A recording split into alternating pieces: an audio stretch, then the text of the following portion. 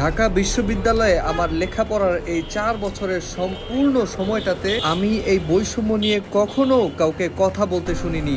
দেখেন, for example, Khanika গাজীপুরের শিক্ষার্থীদের জন্য 9টা বাস প্রতিদিন বরাদ্দ থাকে। এই বাসগুলা শিক্ষার্থীদের গাজীপুর থেকে নিয়ে আসে ক্যাম্পাসে, আবার ক্লাস শেষ করে শিক্ষার্থীদের নিয়ে যায় তাদের নিরে। কিন্তু আমার যে বন্ধু উত্তরবঙ্গ, দক্ষিণবঙ্গ, দেশের একেবারে শেষ প্রান্ত থেকে ঢাকা বিশ্ববিদ্যালয়ে লেখাপড়া করছে, ওরাও তো পরিবহন খাতে টাকা দিয়ে থাকে।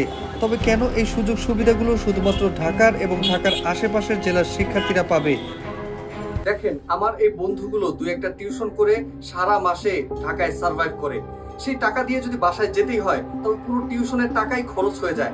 দেখা যায় আমার সেই দূর দূরান্ত থেকে ঢাবিতে পড়তে আসা বন্ধুটি গেল 6 মাসেও মা বাবার দেখা পায় নাই, বাসায় যেতে পারে নাই।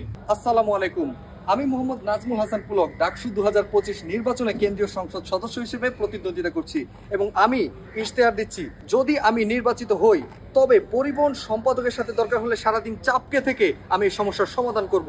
উত্তরবঙ্গ, দক্ষিণবঙ্গ এবং দেশের সবচেয়ে দূর দূরান্ত থেকে ঢাবিতে পড়তে আসা ছেলেটি যেন কমপক্ষে 2 মাসে একবার বাসায় যেতে পারে, আমি সেই ব্যবস্থা করব ইনশাল্লাহ।